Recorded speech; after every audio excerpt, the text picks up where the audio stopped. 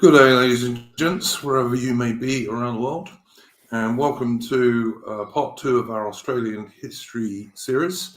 This one's called Settlers and Convicts, and it features Chris Gard and also Rupert August. Hello, hello, hello. Hello all. Chris, you've got the music for this stream, so if you want to play your first tune. Yeah, it's can you see opening song there? Do you want to bring that up? Hang on. I'm trying to stop something else happening. Beg your pardon.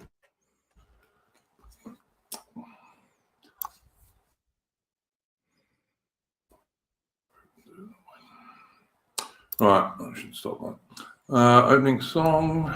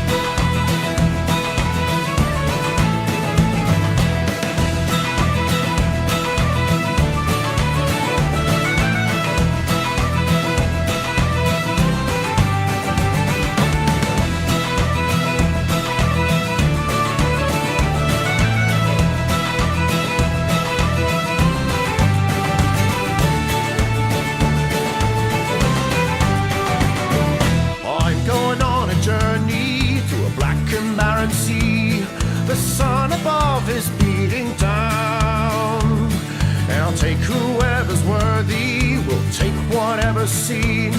We're heading for the golden crown, and if you turn around it's over, there is no heading home.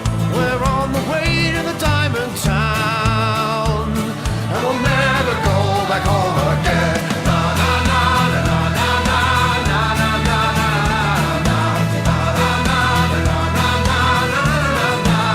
na na. Let the anchor down, boys, I see the light ahead. Keep shore.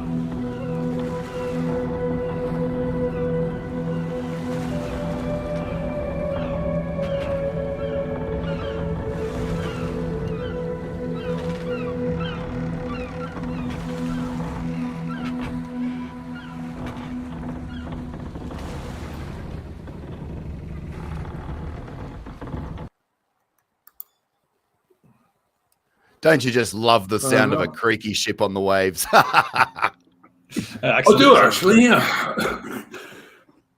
Yep, very Soul appropriate. nourishing. Yeah, Very good. And that, of course, was an original Chris Gard piece of music. People in the chat. Would you like your presentation on the screen, Chris? Sure.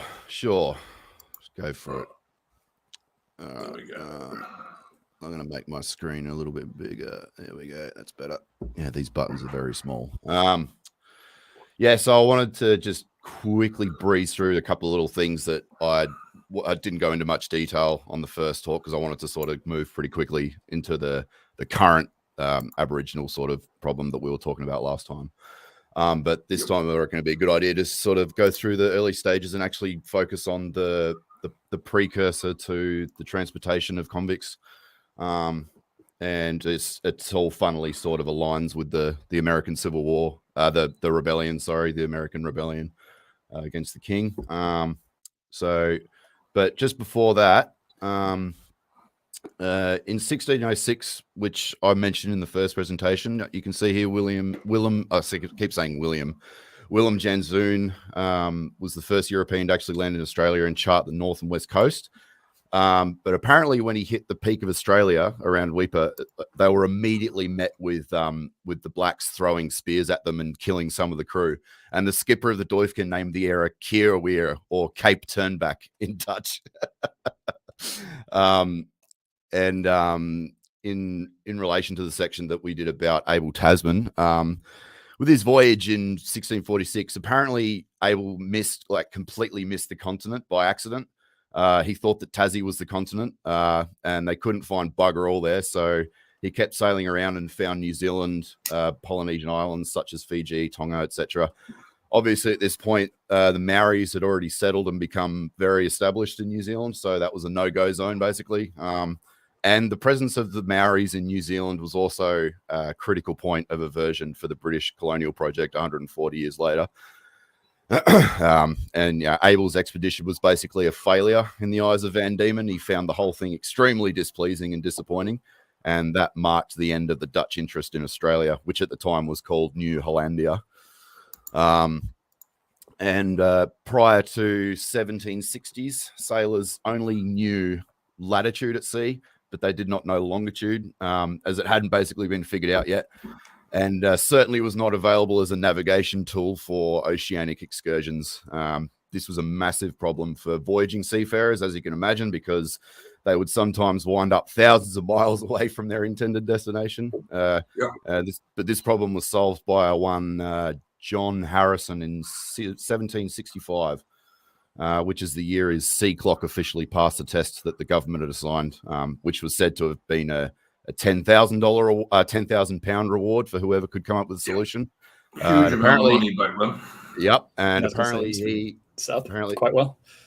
Yeah, apparently he that became a point of contention, and he had to actually fight them to get that money. There was some loophole in the commission that said that the government basically didn't have to pay him because two other people came up with the same solution at the same time. Many such cases. I think he got his money in the end, though, if I remember correctly. Yeah, I think from someone else though. It was maybe a private donation or something. From memory. It's funny because if you look at the chronometers, which are what these sea clocks were, if you look at the chronometers that they used in the Napoleonic era, they're basically just big clocks in a box. Much simpler on the outside than the picture that you have up there. On So, and on that, just one little point of Captain Cook, how I was saying that it was sort of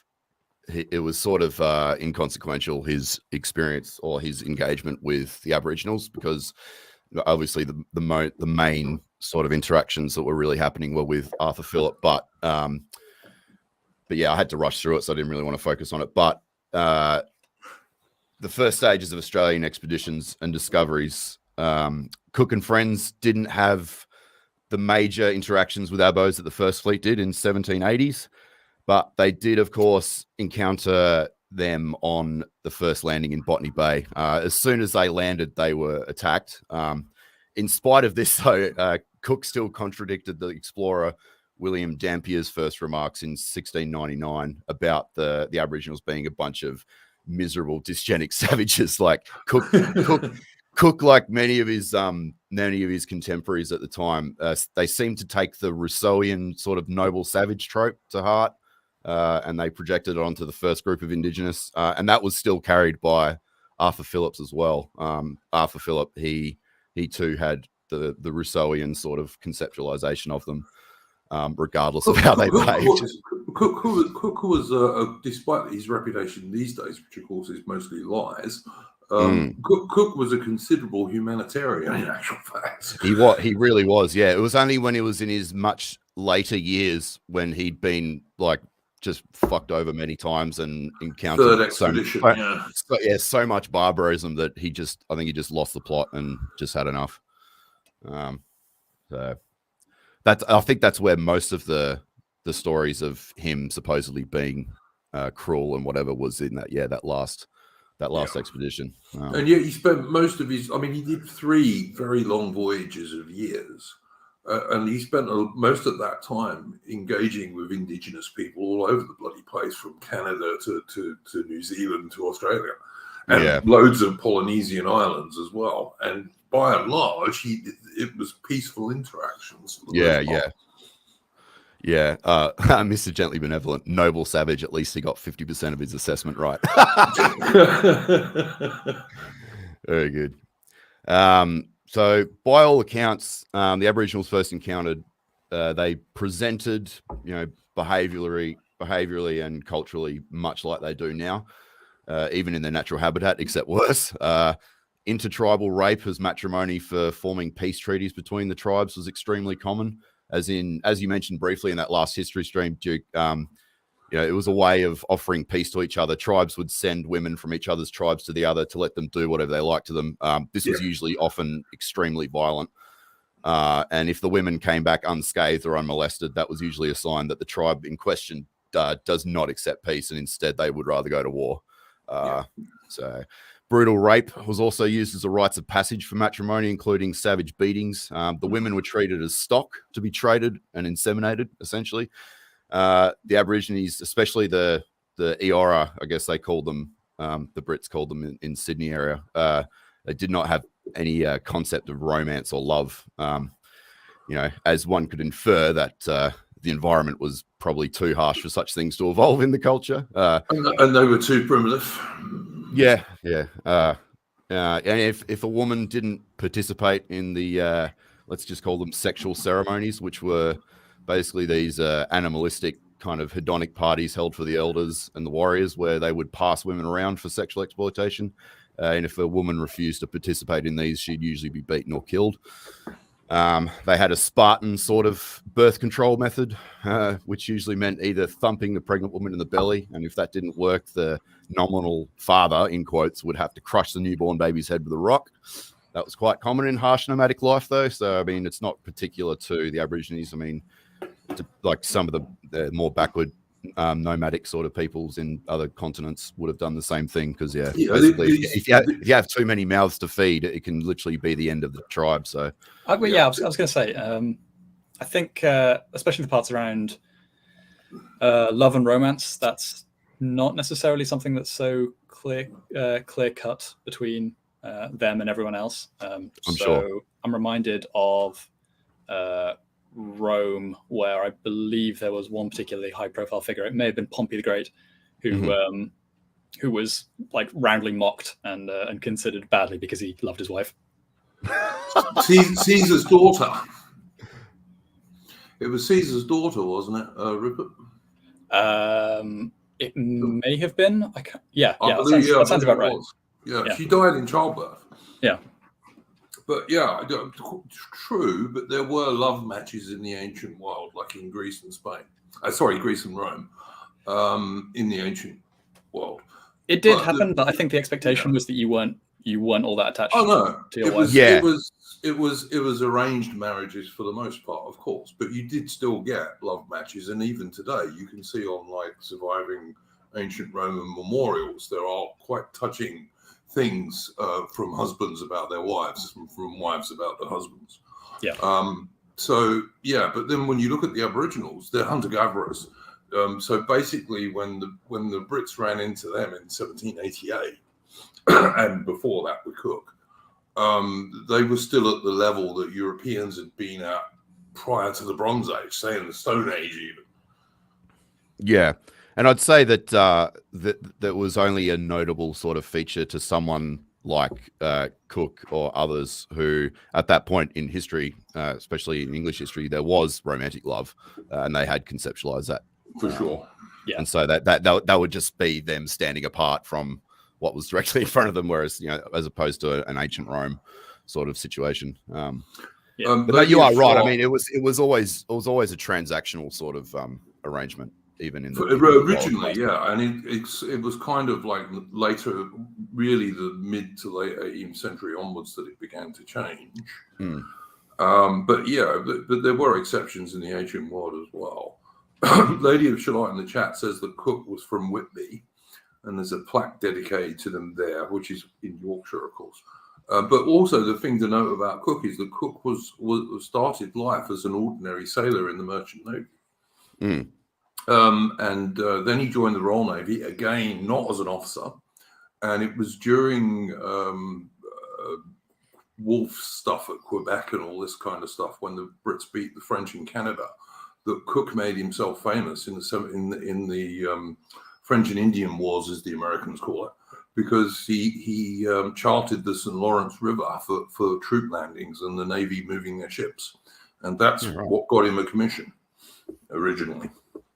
There you go. Anyway, sorry, don't mean to derail your. No, you're right. It's just one last point on this this Aboriginal thing is well, I didn't know this. I knew that they rubbed I think it's like clay dust or something all over them, but I didn't know this. So one notable feature of them, which was pointed out by the colonialists, is that the Aboriginals would use fish oil as mosquito repellent, and they would do this by placing a dead fish on their head and basically wait for the oil to start oozing out of the rotting fish running down their faces. And after that, they'd then rub it all over their head and body to cover themselves in the oil. And because they never bathed, you can imagine what an assault on the senses of the English settlers was. Like, even by 18th century English seafarers, they had horrible hygiene by today's standards, yet even they were repulsed and offended by the odor. But yeah, so not much has really changed there. I did notice from that first picture, you had up of the Aboriginal chap and the Aboriginal lady. The Aboriginal ladies thing is quite a romantic kind of 18th, early 19th century portrait. Yes. Yeah, he looks pretty. Formidable, doesn't he? Yeah. Wouldn't want to get on the wrong side of his spear. I don't think you would have wanted to get on the wrong side of their spears at all, to be honest with you. They were quite good at throwing them, that's for sure. I don't know if it's true, but I heard they still, in the Northern Territory, there are parts of the Northern Territory, but they still use spears on people. They do. Arakoon. The Arakoon community, they settle their disputes with spear wars still to this day. The police are there to constantly monitor whenever it happens. Yeah. So anyway, so there was a massive gap in time between 1770 and 1787 for like any European contact with the southern continent. Australia as a frontier project following James Cook's expedition in 1770 was tentatively abandoned until 1786, when a solution was becoming desperately needed for dealing with overcrowding of prisons and the prison hulks in Portsmouth and other areas like that. Prison hulks, by the way, for anyone listening, were mostly retired ships, warships or captured French ships repurposed as prison holds because there wasn't enough room in the prisons. William Pitt the Younger, as he's known, was the first to strongly petition for transporting convicts to Australia as a way to fuck them off, seeing as the American Rebellion made it such that convicts could no longer be transported to America. Sorry, Chris, that would have been Pitt the Elder, I think. Yeah. William Pitt. Was he Pitt the Elder? Pitt the Younger was during the Napoleonic Wars. Yeah, Pitt the Younger was later. Pitt the Elder is the one you're talking about. Ah, okay, my mistake. Apologies. No worries. It's easy to confuse them. Yeah. Well, I mean, I know so little about British parliamentary sort of history. Like I know the sort of basics, and that's about it. But yeah, I was going to say the elder was relevant. the guy who engineered the British victory that was the 7 Years' War. Mm-hmm. Also a bit of background. The French and Indian War. Sorry, carry on. Yes, no, sorry. Sorry for trying to talk over you. Some of the background as to what's going on here as well is, I believe this is when sort of the early stages of the Industrial Revolution are displacing people from the countryside more and more and towards cities as well. So you're getting yes. So part of this whole crime problem is well, there's a couple of angles in that there's the breakdown of some of the traditional structures, the communities, because a lot of the people who had to move to the cities didn't actually want to go. And then by extension, if they struggle to find a life for themselves, this will come more into play later on, I'm sure. But some of the people who ended up having to go to Australia didn't actually want to go, but saw it as their sort of best option. So I've come across at least one account that comes to mind of a gentleman committing a crime, basically just deliberately to get sent to Australia. Mm-hmm. Yeah, and as you get into Australia too, people will do the same thing to get off Norfolk Island. But I'll get into that in short time. So yeah, this will go basically directly to your point that you just made. So this is all on the tails of a major judicial crisis in England and Great Britain. Something informally called the Bloody Code. Sort of to make sense of it, you kind of got to look at a wide eye view of English common law in the early Georgian period. Was compared to the Continentals, very liberal. So, for instance, in Britain, there was formally to be no torture for confession, no detainment without bail, and detainees were and still are deemed innocent until proven guilty, blah, blah, blah, which contrast to the French or whatever, that was very strange indeed.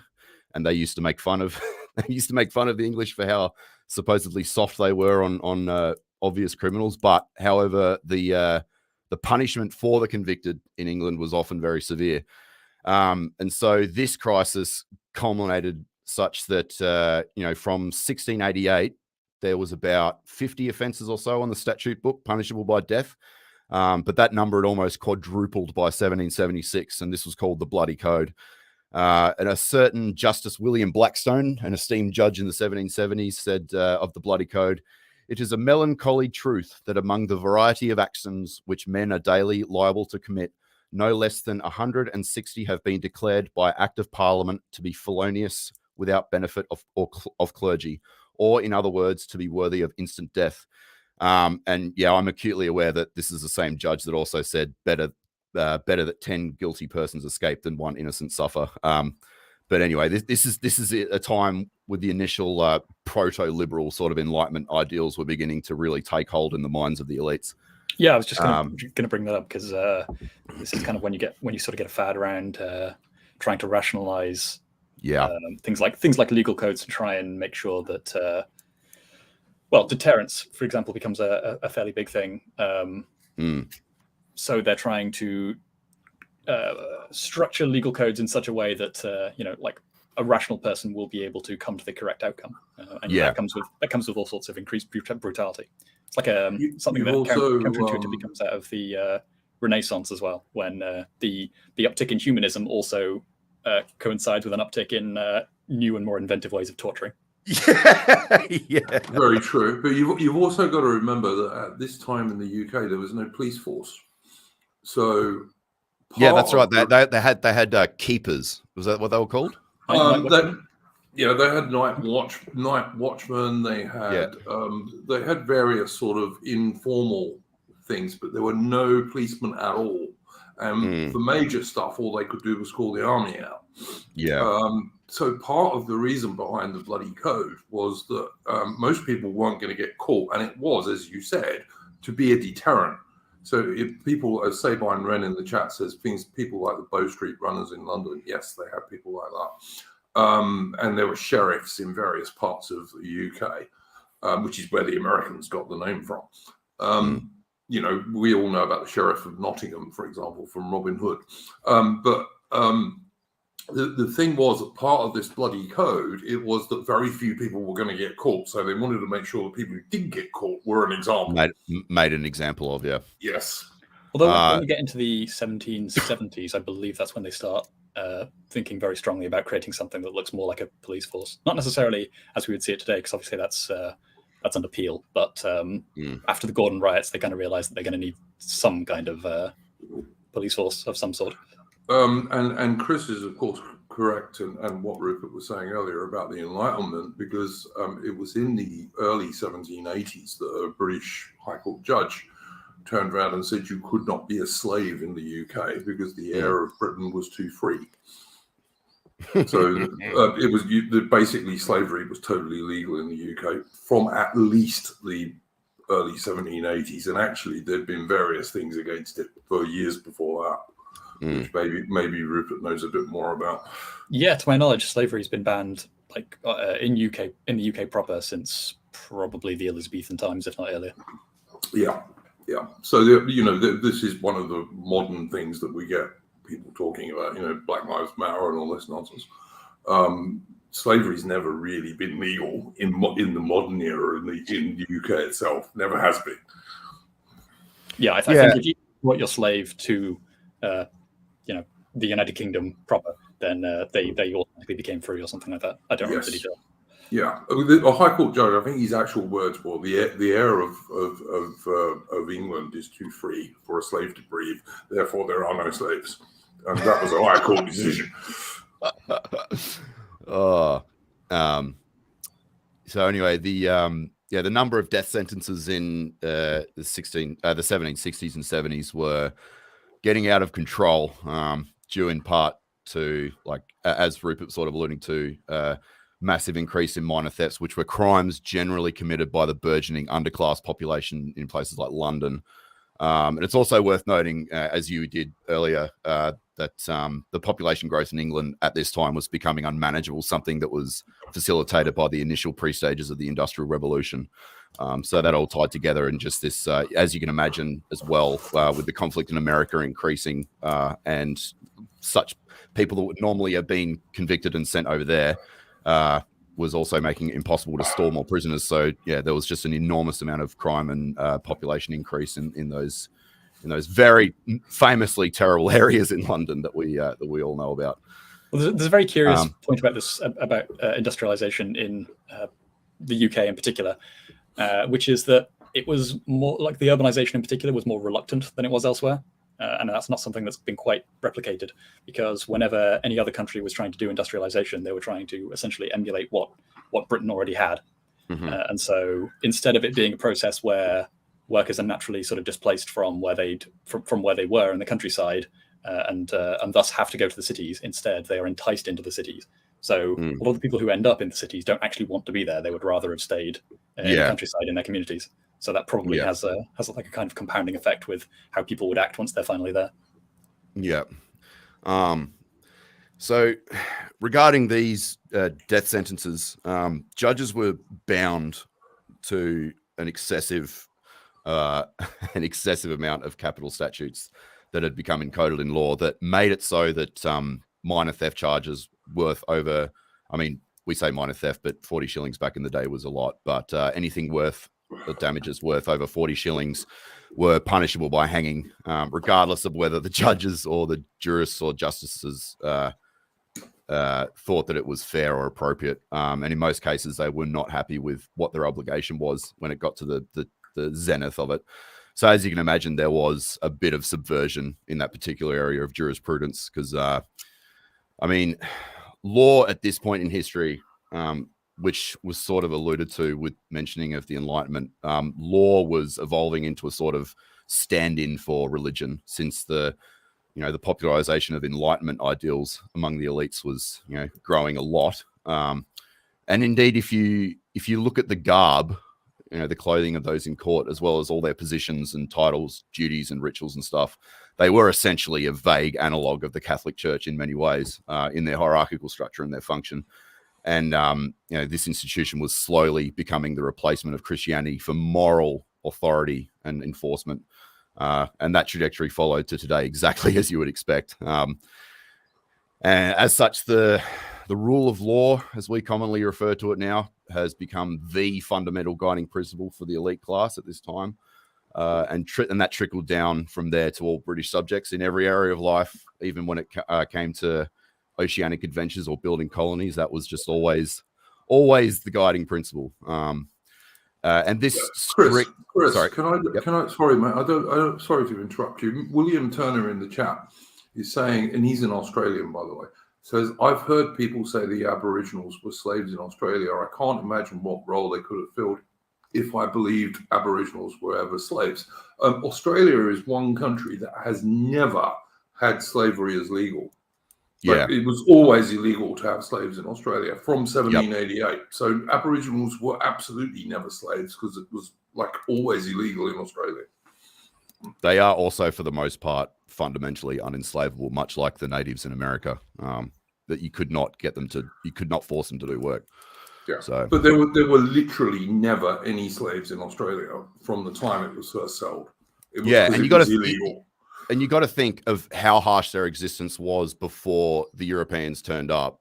So even if we did try to enslave them and whip them and put them in chains, that would still they'd still be fed and housed and clothed, and they would still be in a better position than if they were going through like a sort of famine period out in the middle of the outback. Well, criminals, including Aboriginal criminals, did get put in chains, but as I'm sure Chris is going to say later on in this presentation, so did many white British criminals. They were in chain gangs and stuff like this. They weren't treated any different to the white guys. It was the same. Treatment of the convicts was infinitely worse than how they treated the natives, because that was under the mandate of the king and Governor Arthur Phillips. He was the one that made that rule basically unbroken.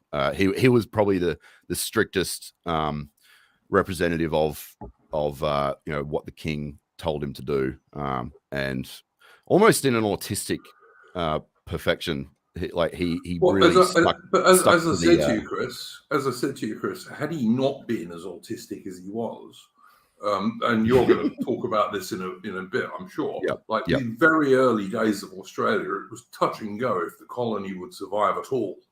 And the only reason it did is that Phillips was actually a pretty good leader. Yeah. So this sort of like almost pathological adherence to rule of law was becoming pretty demoralizing for many of those who were in direct contact with the proceedings of sentencing men to die every day. And of course, it was obviously demoralizing and destructive for the family members of those sentenced to death for petty crimes. There's a lot of horrible letters from family detailing the sort of emotional tapestry of this era. Chris, can I interrupt you just once more? Just because I don't think people get this today. You were saying earlier it was like 40 shillings or something like that, yeah? Mm-hmm. Yeah. British soldiers in those days were paid a shilling a day. They got 7 shillings a week. And actually, they were lucky if they ended up seeing half of that because there were stoppages for uniforms and food and all sorts of other things. So what you got to imagine is 40 shillings was in those days would have been the equivalent today of stealing somebody's, 2 months' wages, something like that. Yeah. So it wasn't quite as small as it seems today. No. Yeah. But of course, so many people were doing this that it was just unmanageable. But after a while, it was slowly being subverted by like squeamish and spirit-broken judges and jurors who would do things like deliberately evaluate the total worth of stolen items or monies by the accused to be recorded as being under 39 shillings. As you say, 40 shillings was the threshold. Any damages in theft over 40 shillings was punishable by hanging straight away. And this would happen regularly, the subversion of this, like how they would sort of sneakily just make it so that he doesn't get hanged. And that happened in conjunction with the royal mercy, which is essentially the king's pardon, which was becoming employed more and more often. That wasn't an acquittal, but it was a pardon from being hanged.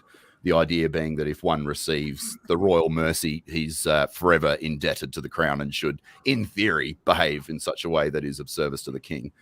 Gratitude sort of thing. I think Rupert would confirm that with women, they often pled their bellies. It was called pleading your belly, which meant she was pregnant, and they couldn't hang a pregnant woman.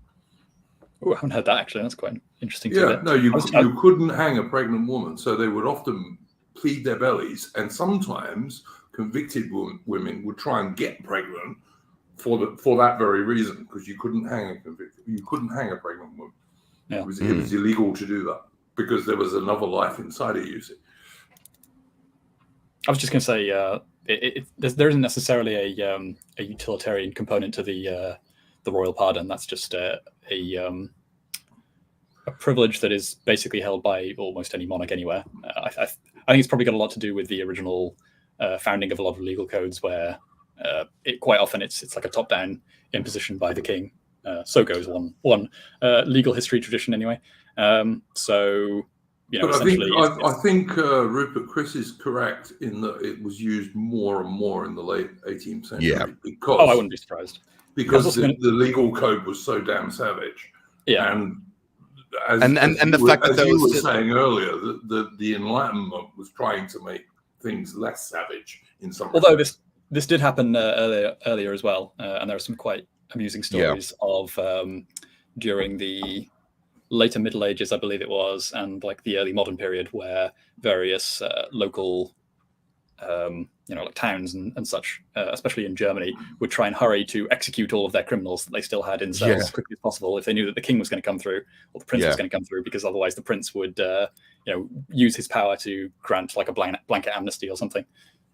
Yeah, and I mean, of course, like the sheer number of hangings that were happening would have definitely reached the ear of the king. I mean, we sort of keep thinking that the king is aware of everything that's happening in the realm all the time. Anyone who knows sort of monarchy is that's not the case at all. It's only if anything is like extremely pronounced and dire that he might hear about it. So you can imagine after hearing that so many people are getting hanged, he's going, "What's going on here?"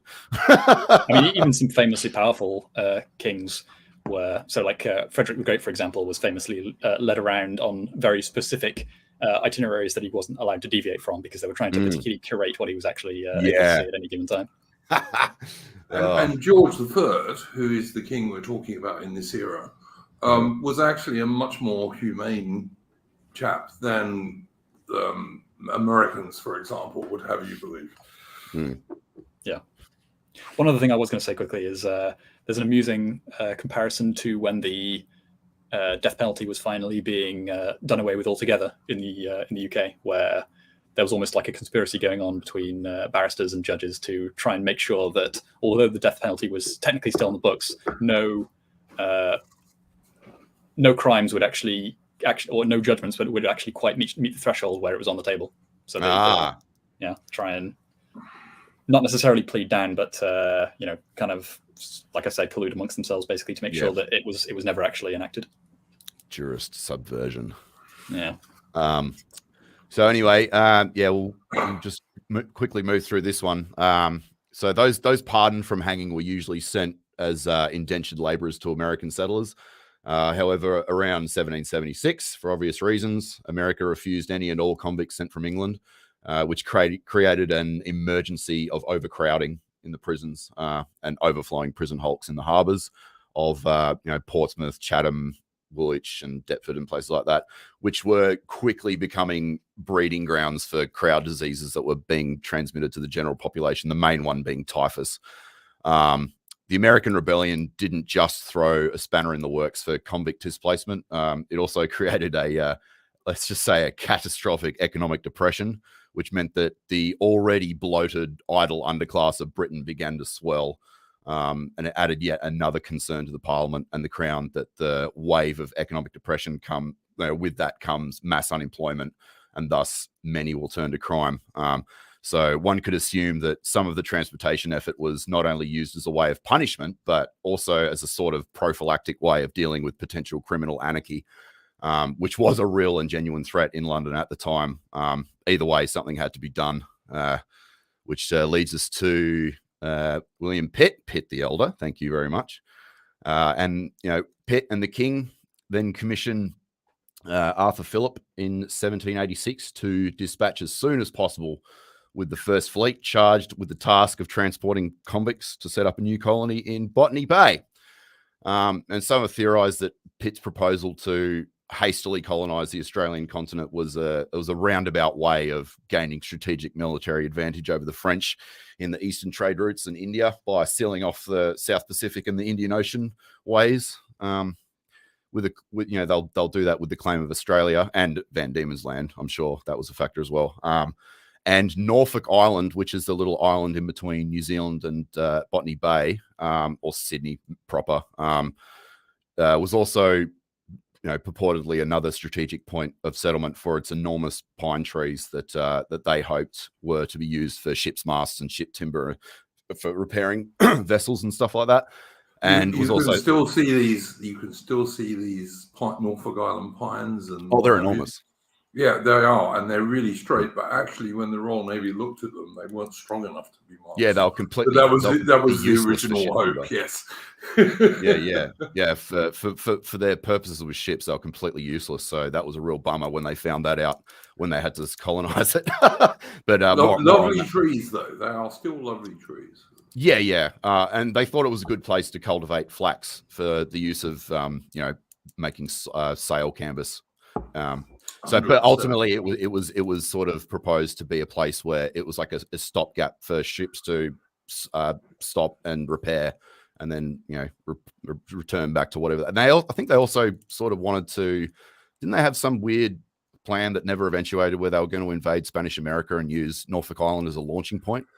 Was that true? It wouldn't. In the 7 Years' War, nothing would surprise me, because Pitt the Elder came up with the most amazing plans, some of which were really good.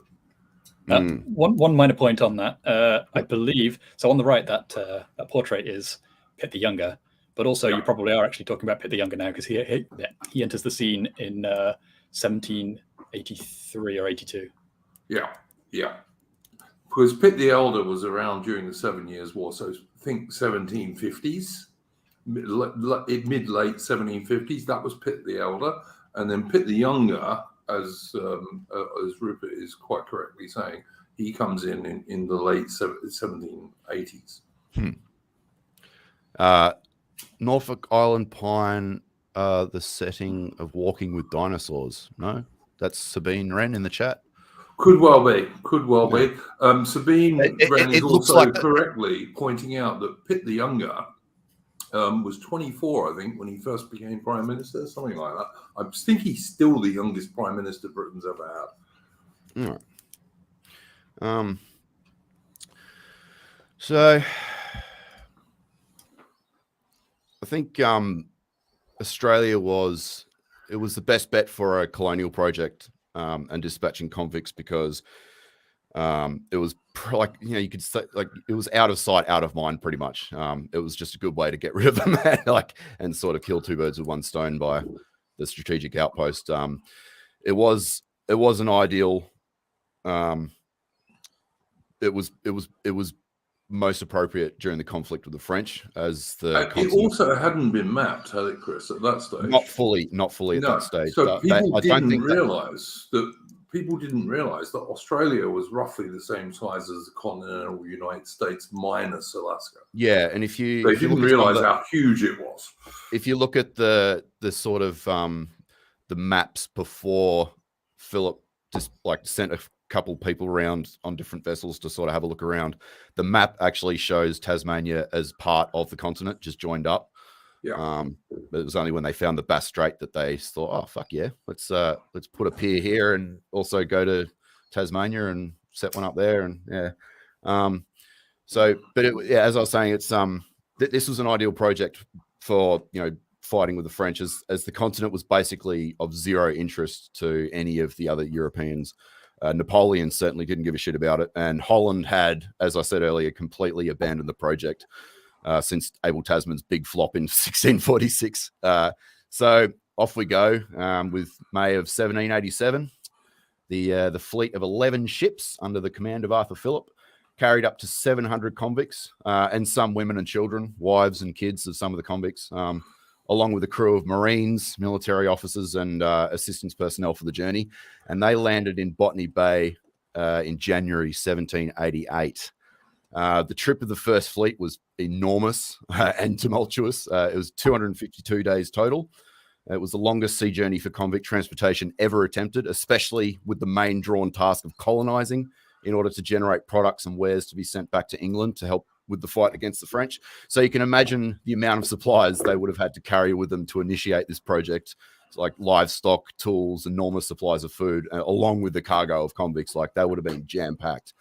The fleet left Portsmouth in May 1787, and they made their first stop in the Canary Islands at Santa Cruz, hang around there for a bit, then made their way through Cape Verde Islands, stopped again, and then went from there to Rio de Janeiro.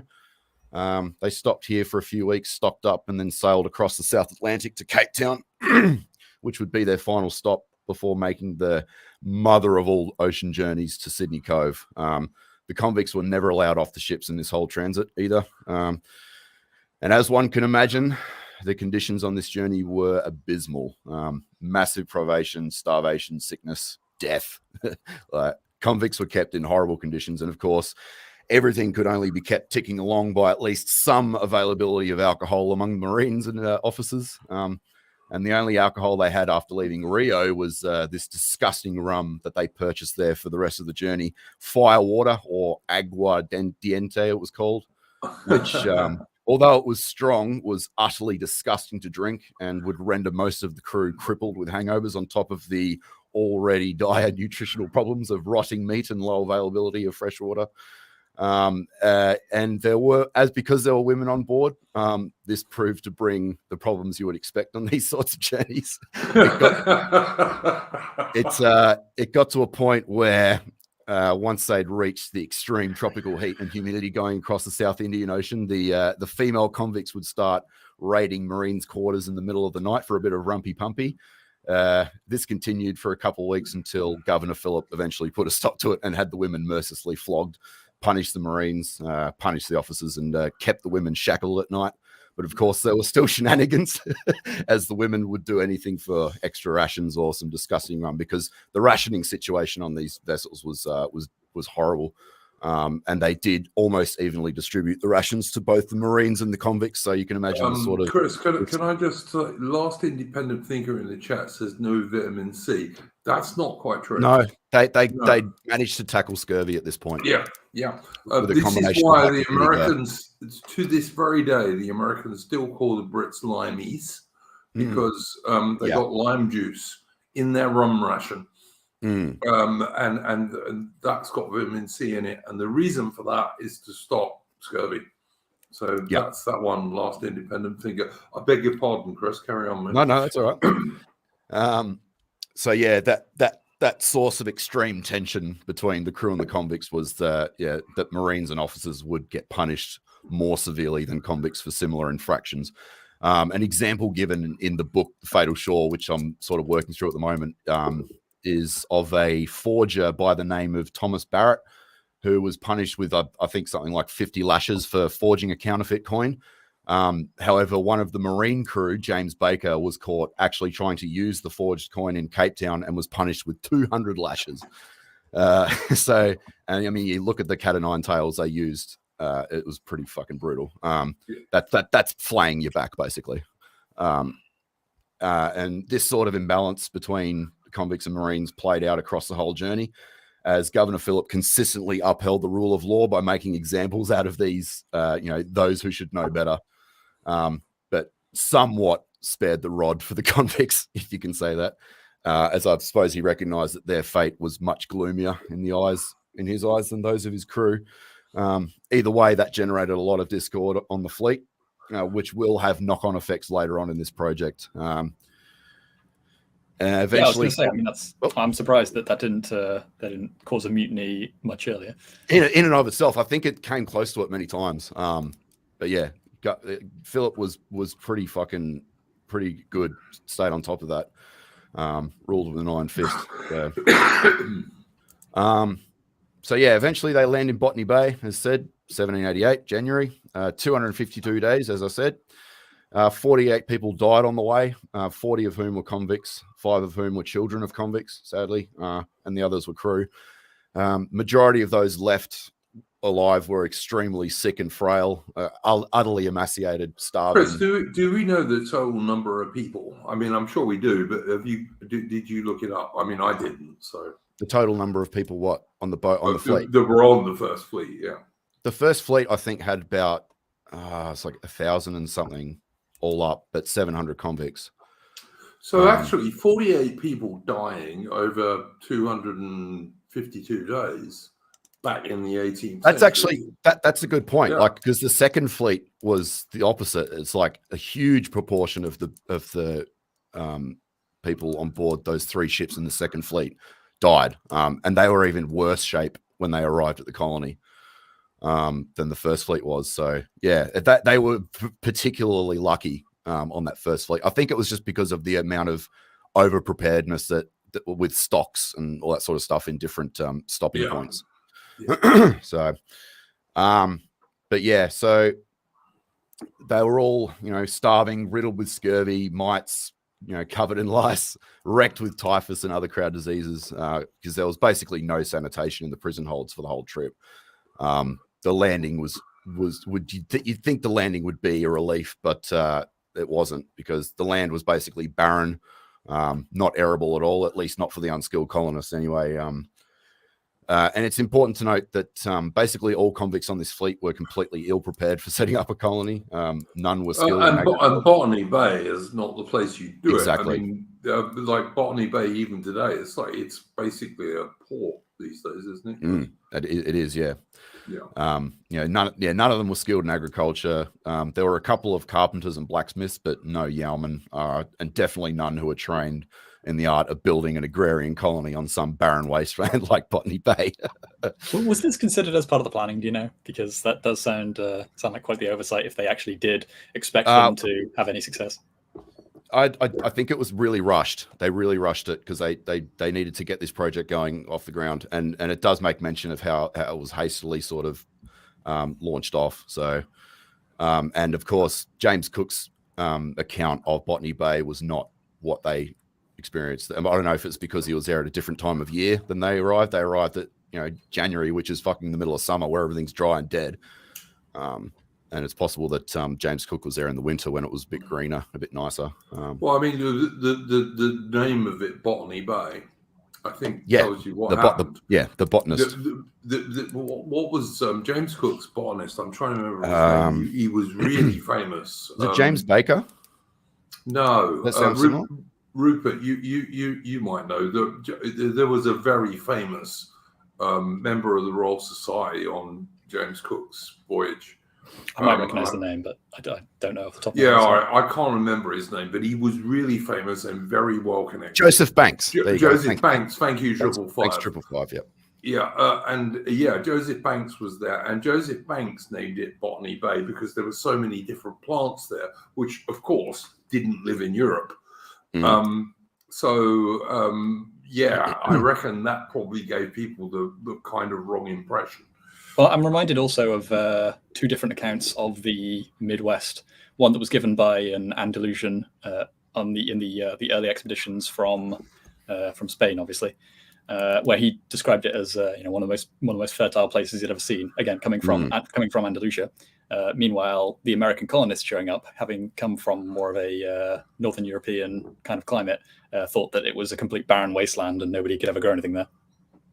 Yeah, I wonder if the same kind of things apply. In Australia, especially, like the seasons make a very big difference in lots of parts of Australia as to how green places are, which is not so much the case in like Europe or even North America.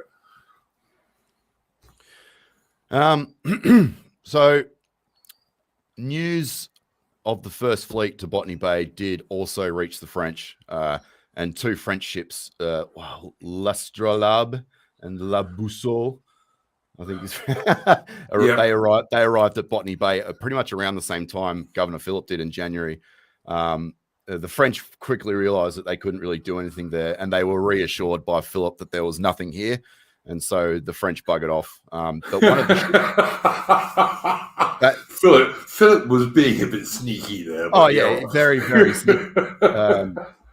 It's like when they encountered each other, they were sort of, speaking kind of very, very rudimentary French, saying like, "Oh, you can, we want to give you, supplies and help you, but we have nothing, and there's nothing here. Sorry." And so, but I guess it was a bit of they thought maybe they were going to have a bit of a fight, but it was more of a relief of seeing another European. So there was some comfort in that, but at the end of the day, they didn't want them hanging around because they didn't want them to know the supplies and stuff they had. Well, I do also wonder if the French thought that there was something of worth there, then maybe they'd come back in greater numbers. Idea. When they buggered off, one of the ships actually disappeared, never to be seen again. But yeah, no, they didn't really end up sending anything else. I think there's for a bit of many years. There's the Great Australian Bight, like on the southern end of Australia, between Western Australia and the most settled eastern bit, like the Nullarbor and all this kind of area. Some of those were named by the French because there was nothing there. Yeah, but all seemed well, but the looming threat of the possibility that the French would start fixing to send ships to form their own colonies around the coast and the Bass Strait was always on the back of the minds of Philip and his successive governors. Once they figured out the Bass Strait was there, they were always sort of, leading with the thought that, oh, fuck, we got to really, crack on and sort of settle everywhere before the French even thinks about coming here again. So they encountered, I'd assume, is the same or similar tribe of Abos that Cook did back in 1770. And yes, there was an immediate standoff during the disembarkation of the Marines and the officers on the first ship. The Aborigines, after, what was it? They were constantly shouting "Warra Warra" or "Go away," and they threw a couple of spears at the crew, which was replied to by a musket shot at one of the Abos. The Abos ran away into the bush, but came back sheepishly soon after to make an offering of punishing the culprits that threw the first spears. And that was the first conciliatory, if you want to call it that, interaction happening between the natives and the settlers. And this is a funny little point. The natives were obviously completely naked, pretty much. And they were very confused by the clothes of the crew. It seemed that they couldn't quite make out sex differences of the crew with their clothes on. They'd keep staring and pointing at the strange pants of the officers and the Marines. So to satisfy their curiosity, Officer Philip Gidley King, who would later become Governor of New South Wales, he ordered one of his Marines to drop trowel and show them his ding dong, and as Robert Hughes says of this event, so the first white cock was flashed on an Australian beach, and everyone apparently laughed and applauded except the embarrassed Marine. Further gifts and offerings by the settlers were produced, like the typical beads, ribbons, mirrors, and stuff like that, which is what they normally give to the natives. The natives seemed to take a brief intrigue in it, but that's about it. They were not particularly obsessed with trinkets and stuff. They didn't really care for any of it. Well, just quickly on this point, one does wonder about what the land holding conception of the natives actually was, because they had no conception. They had no conception, Rupert, because they were hunter-gatherers. Yeah, they were of the land. Well, that's the thing, because the Amerindians had a kind of interesting situation where they saw land as something that you could inhabit but not really like own in so much of like a discrete fashion. And so the fact that there was a local sort of like chief of like so and so lands in areas where the colonists wanted to buy, quote unquote, they thought that they were essentially gaining a bunch of people who were going to live on their land essentially as slaves, and then as a perk, they also got given some offerings of nice beads. So they didn't think that they didn't think that they were getting ripped off or actually even selling the land. They thought they were ripping off the colonists. They didn't understand land ownership. Rupert, to understand land ownership, you have to be people who are farmers. Yeah. Otherwise, Starts you don't with understand. Yeah, if you're a hunter-gatherer, you just move over the land because what are you owning? If you're, all you're doing is hunting the wildlife and like occasionally taking some of the plants, like your women folk are taking some of the plants that grow there naturally, and your blokes are all hunters, there's no reason to own it. Well, they did still have discrete areas of this area is mine to use for Hunting intermittent crop growing or for hunting or whatever. Yeah, but they didn't do any crop growing. Yeah. The Aboriginals didn't do it. They used crops that grew naturally. Like, there were certain Australian plants that Aboriginals used, and some of them still do to this day in the top end. Yeah, Rupert, they did have a sort of, like, I guess you could call it like a rudimentary, more of an instinctive conception of a sort of, this is my territory. So obviously that's the reason why they reacted the way they did when settlers landed and anchored and started pouring out. So they might have been of the land and they moved around over large areas, but they would still be territorial. So like they would attack them with spears and say, "Fuck off, go away." This is my area to exploit. Is what the Aborigines But I mean, like everyone keeps thinking of Aborigines as being this monolith. Like we keep saying that they were all very different in different areas. In South Australia, they I guess you could say they mastered the fishing, like creating fishery entrapments rather than just throwing spears at them. They actually figured a way of farming fish in that kind of way. And there was some very, very crude kind of agriculture, but like as you said, like really it's just like allowing an area of plants or roots or whatever to take hold somewhere, and then they just scoop it off and then fuck off to the next spot to do it all over again.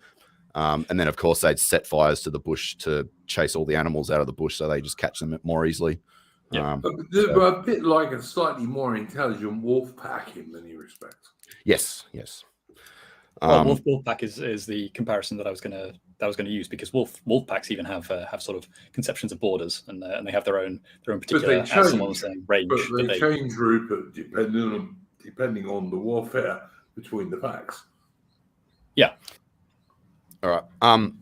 So with this little meeting that Philip's crew was doing with the Aborigines at the time, they were sort of making buddies, or as best as they could. All this was sort of done in a hurry because Governor Philip was already set upon looking for somewhere else to settle, because as we said, they had planned to settle Botany Bay, but it was obviously no good for that. And so he went clumsily up north to Cape Sydney Cove, and then he found that one of the world's best harbors in the entire universe. Of all the harbors in the world, Sydney Harbour is one of the best. Yeah, so they all quickly buggered off to Sydney Cove, the glorious and now famous place that Governor Phillip had spotted on the coast.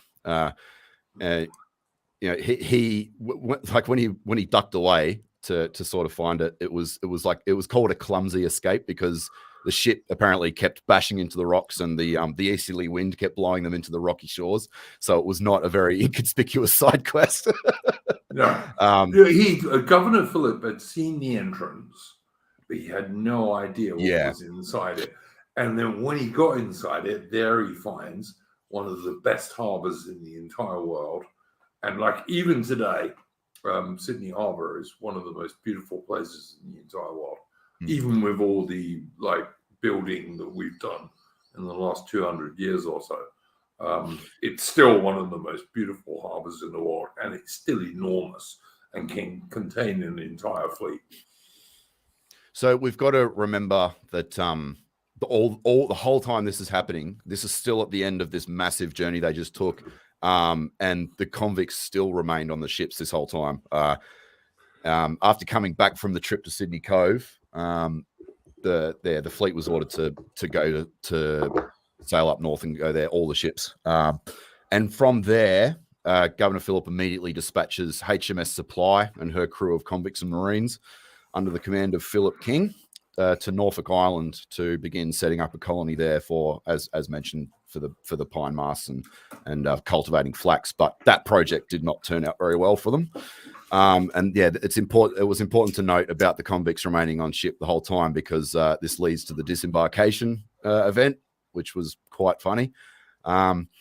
They begin official convict disembarkation in Sydney Cove on 27th of January, 1788, starting with the male convicts to begin setting up the encampment, putting together the order of the colony, like tents, enclosures for the animals. And then a week or so later, February 6th, the female convicts were allowed ashore to join the rest of the herd. And as Naval Surgeon Arthur Bowers Smith reported in his journal about this event, quote, "The male convicts got to them, the female convicts, very soon after they landed, and it is beyond my abilities to give a just description of the scene of debauchery and riot that ensued that night. They had not been landed more than an hour before they had all got their tents pitched or anything in order to receive them. But there came on the most violent storm of thunder and lightning and rain I ever saw. The sailors in our ship requested to have some grog to make merry with upon the women quitting the ship. The sailors, almost all drunk and incapable of rendering much assistance." It was essentially an orgy underneath a wild thunderstorm. I don't think Australia's ever changed, to be honest.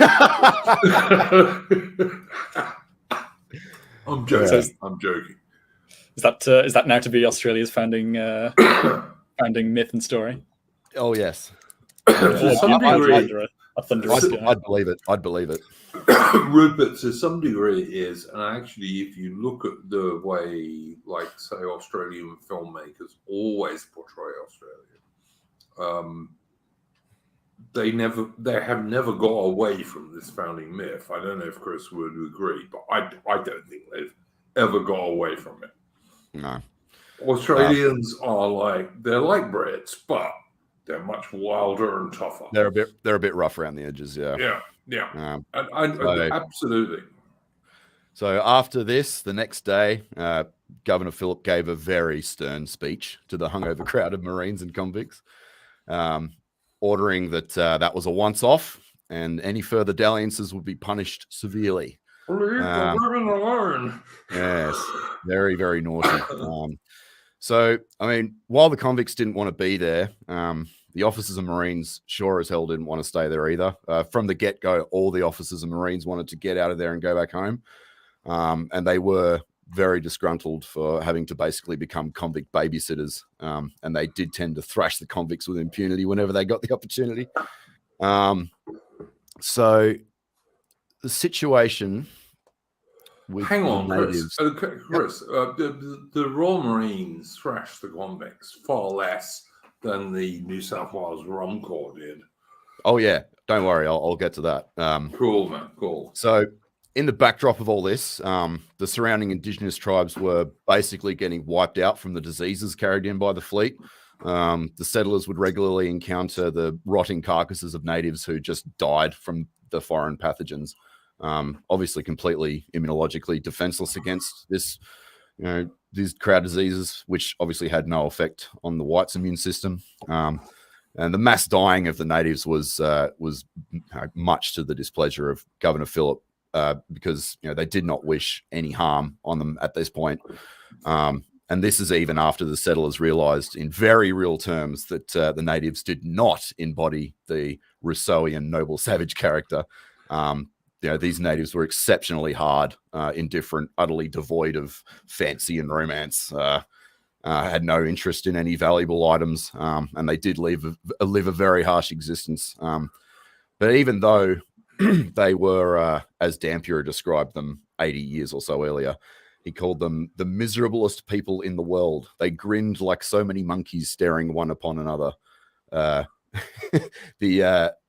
The convicts of the first settlement quickly grew to resent their freedom, even though they were perceived to be miserable. The convicts, they couldn't even venture into the bush without getting speared.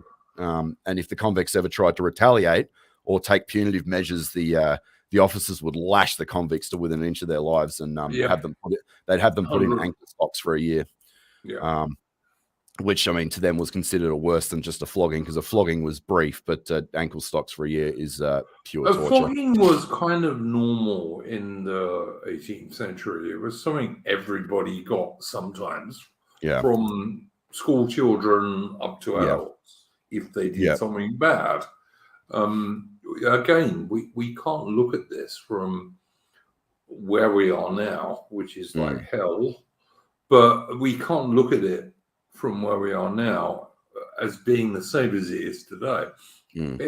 Everyone got flogged in the mid to late 18th century. It was just what happened. It didn't matter if you were a school child or an adult. If you did something wrong, you were probably going to get flogged. A damn good flogging wouldn't do us any harm. Yeah. So the lash and stocks were the punishment given, the same punishment given to any convict who, fancied stealing something from the natives, like the fishing spears that the Abos would just leave lying around. Because, I mean, traditionally there was obviously no risk of them being stolen by anyone because they were all so separated. And if they ever did have their stuff pinched, like the Abos had their stuff pinched, they would come in running around complaining, with gesticulations and some sort of, and of course, by order of the king to conciliate their affections, Philip would order the convicts to be punished severely. So, and it was also the case, as was the consistent theme, that any of the non-convicts were punished more severely than the convicts for these very same crimes against the Abos, and so that caused tensions to rise further. And this was compounded by the Abos. I've got to stop saying that. The Aborigines increasing aggression and violence against the settlers, in spite of Philip and Co.'s attempts to appease them. So you've got a perfect storm of fuckery here. It's like, the Aborigines resented the convicts for their intrusions. The convicts resented the blacks for their freedom and for attacking them. And the convicts also resented the governor and the officers for, inhumanely punishing them for retaliating against whenever one of the natives attacked them, usually unprovoked. And the officers and Marines resented the governor for punishing them more harshly than the convicts for the same crimes. And obviously, as well, the officers resented the convicts for their perceived higher status based on the punishment meting out. So this slowly led to the officers being very draconic towards the convicts whenever given the opportunity. And this culture of, I guess you call it, oppression of the convicts beyond what was intended by the penal project, it would soon reach its zenith on Norfolk Island under the Corps Commandant Joseph Foveaux in 1800. But a little bit more on that later on. But he never got quite up to that area in Sydney. Quick question. Do you know, so you mentioned that the Aboriginals would attack the settlers, but would they steal things from them as well? So, no. Well, it depends if it was livestock or food or something like that. Yeah, both really. Because for the most part, they didn't really have much interest in possessions, so it was Yeah. Well, sometimes you get it. They would certainly spear cows and sheep and shit like that, and take them away. But like possessions as such was not a thing the Aboriginals understood. Well, I mean, that's the kind of thing I'm talking about, because sometimes you do get a situation where they don't have the same. I mean, going back to the land issue, they don't have quite the same conception of like property rights and things. Or alternatively, they did not. They did not. Right. Yep. Rupert, they did not. And they just and Norfolk Island was much worse than like Sydney ever became. Any idea why? I don't know if you agree with me, Chris, but like Norfolk Island got really bad at one stage, but Sydney never got quite that bad because Phillips and the other governors were not total assholes, basically. So as you'd sort of expect, this situation that I've just described led to relations between the blacks and the whites deteriorating horribly, which was, you could say, the seeds that grew to become our very own national story today. And you can really see it in our appeasement politics. So I'll just quickly go into the starvation years. From January 1788, like when they landed, to about the end of 1793, the colony was basically on the edge of starvation. It was nearly 5 years. 100%. The first round of crops failed miserably. The second round produced something barely, but the storms washed it all away. Livestock was constantly getting pinched by rogue convicts and some of the natives and dingoes. Rations were being reduced more and more over time, and they were also very equally distributed amongst officers, Marines, and convicts. Governor Phillip was hated by the officers and Marines in this period. They resented him for treating them functionally worse than the convicts. This punishment was transferred down to convicts on the sly, but it was chaos. Like you could say, blind desperation. Very animalistic, very Lord of the Flies. And many of the convicts were literally just too weak and feeble to do anything, to work. Also, Chris, it's worth pointing out, like, they were bringing Northern Hemisphere crops down to the Southern Hemisphere. Yes. Now, exactly. they were doing it on sailing ships, which, of course, was slower, but still, to get their crops to work in the Southern Hemisphere, the seasons were reversed. So obviously, like, if you bring down seeds or seedlings or whatever it might be, that's a difficult job to do. Well, easy today because we use aircraft, but there were no aircraft back then. Sabine Wren said, sounds a lot like Jamestown, but I mean, the story of Jamestown is they were free sort of settlers, and they were there voluntarily, whereas these people basically were not. So it was a little bit worse, and the conditions were a lot harsher in Australia at this time for them, coming from the Northern Hemisphere, we're in quite a temperate climate, to 100%, suddenly this extremely 100%. hot. 100%. But you're trying to get Northern Hemisphere crops to grow in the Southern Hemisphere, which, like, is the seasons are reversed. So you're going to have failures all the bloody time. So go ahead. You mentioned more convict ships arriving, and there's something very particular that's happening in this time period, which is perhaps relevant to the people who are actually coming, which is that what's kind of often forgotten about or seemingly often forgotten anyway, about the British side of the French Revolution, or the French Revolutionary period, is that William Pitt the Younger was actually putting through quite a lot of fairly, I don't know if I'd say draconian, but appropriate measures, you might say, to preserve the government in the face of what could have potentially been a very similar situation unfolding that was happening in France. So there was quite a lot of arrests for essentially political affiliations, and so I have to wonder if a lot of the people who were ending up on those convict ships were essentially English Jacobins. Potentially, and it was also a good way of getting rid of Irish political prisoners as well. 100%. Yeah. Of which there were plenty. Yes. Yeah, of which there were. And all of this is actually discernible to this very day in Australia's own picture of itself.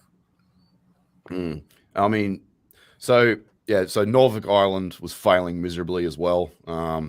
And this was all this is all happening so this is sort of the middle period of it, and Governor Phillip did actually write back to England to warn them of the sort of dire situation they were in, but obviously that letter had not reached back home in time to stop them sending over 3 more ships packed to the fucking rafters with about 1,000 or so more convicts. But Governor Phillip's letter would have taken a year to get back, and almost a year to get back, and then another year to 6 months to get back to Australia. So you got to look at it like that. And these 3 new ships, they arrived when Sydney was basically at the breaking point. The second fleet of convicts were also in exceptionally bad health. Upwards of 275 people died on the journey, and the remaining alive, 486 landed, being very ill with diseases of all kinds. So that was a vile passage. Yeah, everyone was like starving, emaciated, weak, frail. So this meant that now the colony had to accommodate even more hungry, useless convicts who were too sick with hunger and atrophy to do any work. So things just kept trucking along, really, because I had no choice. But things did start looking up. Eventually, slowly, more ships came, supply ships, merchant ships, and some with more convicts. But there were enough supplies and wares coming through that things were starting to look up. And by the end of 1792, beginning of 1793, things were improving, and the colony was now effectively self-supporting. And of course, by this time, many convicts had been given 7-year sentences were now all becoming emancipated. And the skilled ex-convicts were doing pretty okay on their own with their new lot. However, the unskilled ex-convicts did not fare well at all. Many of these blokes still had to do the most like backbreaking labor for the free settlers, or for the ex-convicts that had done well. Chris, it's worth pointing out, if you were any sort of tradesman, like if you were a blacksmith or some sort of farmer, or someone knew about horses or whatever it might be, if you had some sort of skill, like and you were freed as a convict in New South Wales, all of a sudden, like, the world was your oyster, because it was desperately short of skilled labor. Yeah. and the unskilled labor was usually paid bugger all, and many of them died from accidents and exhaustion, like particularly in the summer. But overall, things were definitely getting better, and you can begin to see the foundation of a society forming. Let's quickly mention the rum trading was beginning to become an issue. But Governor Phillip was trying to control it, but he had to leave the colony in 1793 because he was sick with kidney stones and other health issues. And he did actually intend to come back, but under the advice of his doctors, he couldn't. So he left the colony in charge of... Philip, on the whole, was a good guy. Yes, he was. So, yeah, he left it in the charge of Lieutenant General Francis Groves, who was an absolute unit, and he's in that picture on the left there. He looks a good guy. Yeah. So upon taking control, he actually decided to relax some of Governor Phillip's rules on rum trading, which is beginning to become a major problem in the New South Wales core. Rum became a currency, essentially. After relaxing it, Governor Gross became ill in 1794 and had to return to England. And Captain William Patterson, pictured in the top right there, was sent over from England to assume control of the colony until 1795, when Governor John Hunter, which is the bloke in the bottom right there, was officiated. So William Patterson was That's was actually where we get the Hunter Valley from and all this kind of stuff, isn't it? Yeah. William Patterson was also a friend of Joseph Banks, the botanist and scientist who was with Captain Cook. And it was actually by the commission of Joseph Banks that Patterson was given the role of temporary command over the colony. So yeah, that was an interesting little thing that I didn't know. So what have we got next? We've got the Rum Corps, which is probably the most dramatic event of this century before the close, and into the 1800s as well. And it's about removing the Royal Marines from Australia. So the rum trading by the officers in the New South Wales Corps was becoming fucking horrendous for the government in the colony. And it also made a rabble in the colonial office back home in England. Hang on, Chris. Look, the security in the New South Wales colony originally was the Royal Marines, who are the Royal Navy sea soldiers. That's right. Even to this day. And the Royal Marines have their faults, of course they do. And as you said earlier, they did some bad things, but on the whole, they're not bad blokes. Because, like, if you want to be one of the best soldiers in Her Majesty's or His Majesty's armed forces, you join the Royal Marines. But obviously, during the Napoleonic Wars, or the French Revolutionary and then the Napoleonic Wars, all of the best officers and soldiers of the Royal Marines wanted to go and fight the French. They didn't want to go at convicts in New South Wales. So what Britain did was they formed what was called the New South Wales Corps. And you can guess who joined this, because none of these dudes would go and fight Napoleon or the French. They would all just go down to Australia and guard prisoners, basically. Yes. Yep. And they were not the best of the British Armed Forces to be generous to them. And what really happened? What really happened was that all the officers of the New South Wales Rum Corps, as they became known, some of whom had very high connections in the British government, not all of them, but some of them did. The officers of the New South Wales Corps would get together, and every ship that turned up in Sydney Coast. I'm about to get into that. I'm about to go through that. All right, I'm not going to go on anymore then, Chris. I'll let you do your story. Carry on.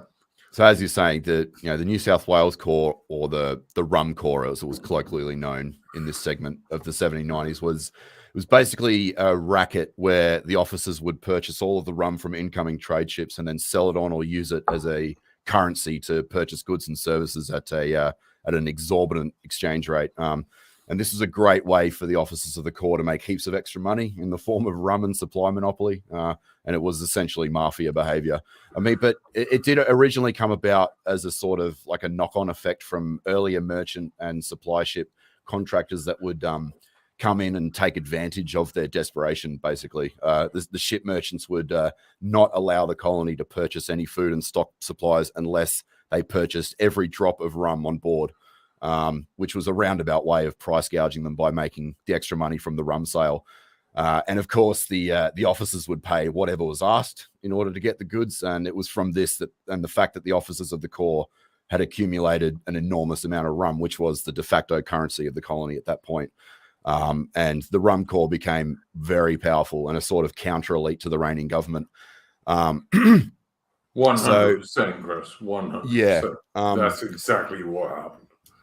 And you said that they accumulated quite a lot of. So they accumulated a lot of rum, and that was being used as the currency. But one wonders how much power that really gave them, because it's like the same problem with gold. Is that if gold's the currency, but you own all the gold, then it's not actually that useful because everybody has to sort of use something else. Yeah, well, it was being used as a currency. It was used as a currency at a time when this was like the drunken period. Everyone was an alcoholic on the colony.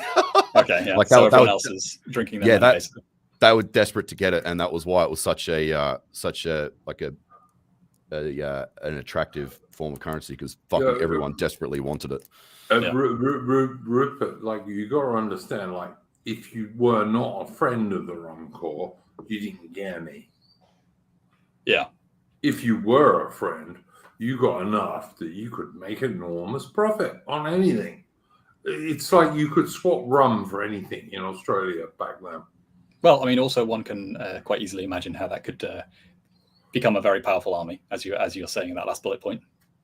Except they were absolute shitbags, because all the best soldiers in the British Army were fighting Napoleon and the French. All the best officers, all the best other ranks. And so the Rum Corps obviously got the shit, because who wanted to go to Australia to guard convicts? I should say, I mean, a powerful army on the very localized level. So look, they were quite powerful, and of course, at this stage, Australia was getting more and more Irish convicts, and the Rum Corps were very anti-Irish.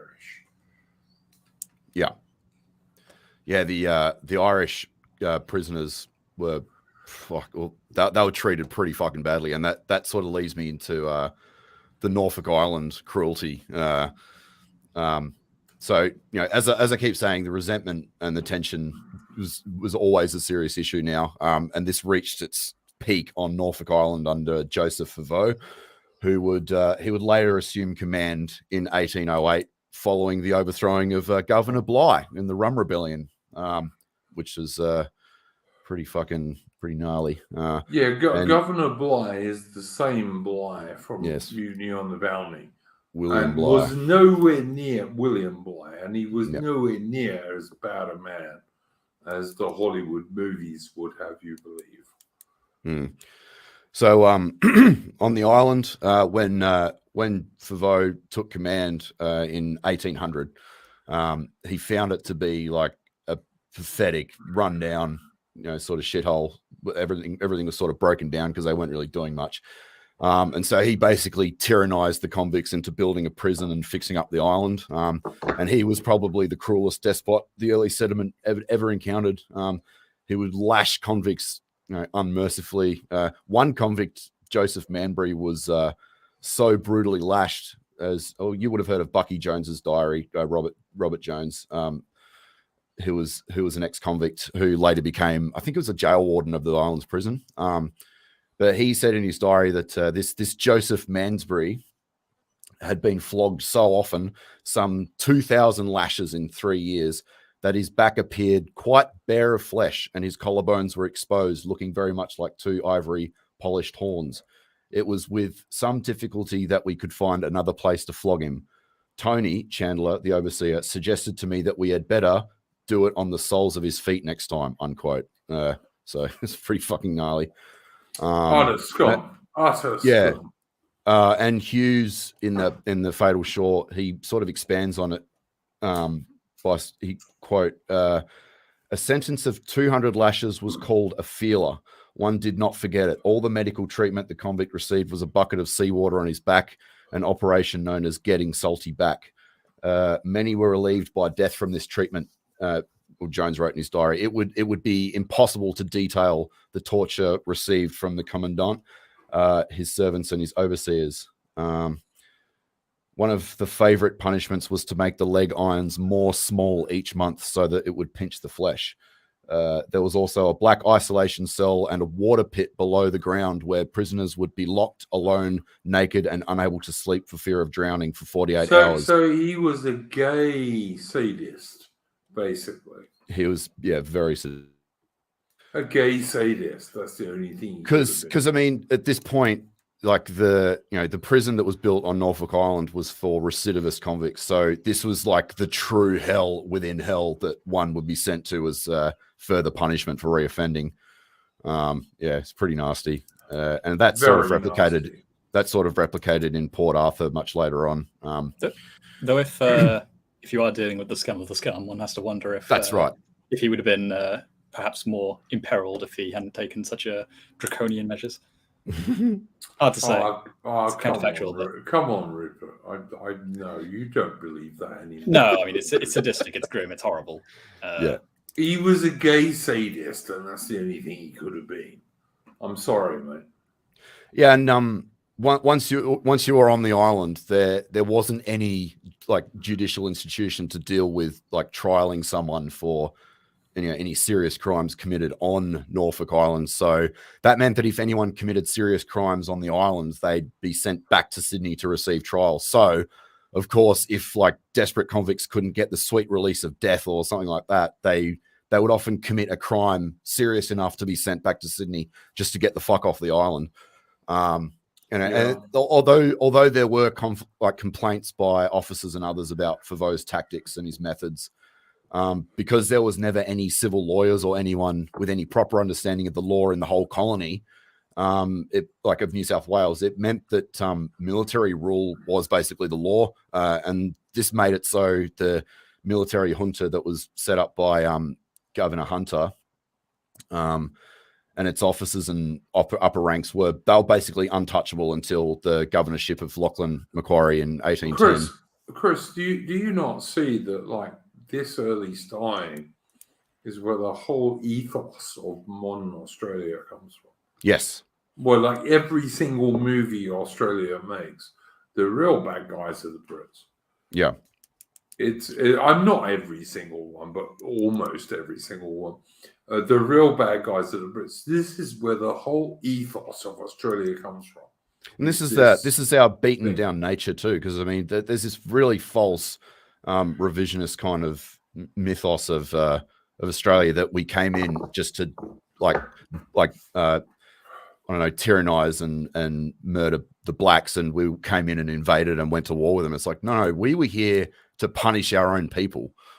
Like it was just this endless stream of cruelty. And in World War One, the vast majority of the Anzacs were first or second generation Brits. Yeah. Because, obviously after gold was discovered in Australia, as it was several times in several different places, like every Brit who could get their ass down to Australia went there because you could make yourself a rich man if you were lucky, very lucky. Sabine Wren, Tasmania did also sort of go the same way in Port Arthur. Port Arthur was a real horror show. But yeah, I mean, Norfolk Island and Port Arthur are basically, they're analogs of each other. It's the same sort of principle of punishment. They were very evil places. Yeah. Where, like, if you went one too far, you go there, and like, then you're in hell for as long as you're in hell. It's the absolute ethos of Australia is this, and this is why almost every Australian major movie, no matter who Australia is fighting, the guys who are really the bad guys are almost always the Brits. Yeah. So anyway, the Norfolk Island carried on trying to cultivate flax and cotton, but eventually the whole project was abandoned by 1814, and they left the island, and that was it for now. So from here, sites were set upon the River Derwent in Van Diemen's Land, or Tasmania, as a potential new colony, and convict prison labour encampment for reoffenders. And that's pretty much the end of this timeline until the next one, which will go into Tasmanian colonisation and the story there. Yeah, we'll be doing that early next year, by the way, folks, when Chris is ready and has done his research. But look, I think this is a very interesting stream, and I think it kind of explains, like, a lot about Australians. Yeah.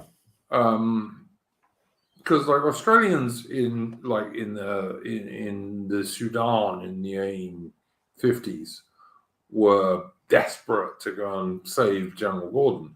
I can get a train and go to the square in the centre of Victoria outside the Parliament, and there's a lovely statue of General Gordon. And the first Australian diggers went overseas to go and try and save General Gordon in 1885. You can go to South Africa and you'll see many monuments to Australians who fought in South Africa in the Anglo-Boer War between 1899 and 1902. And of course, in the First World War, you got the famous tune, Australia Will Be There, because, the Australians did absolutely go and try and save Britain. And they did the same thing in 1939, 1940, when Britain supposedly stood alone. It didn't, because, Australia and Canada and New Zealand all supported Britain. What you were saying there about the character of the Australian, based on sort of what I was just talking about with this early settlement.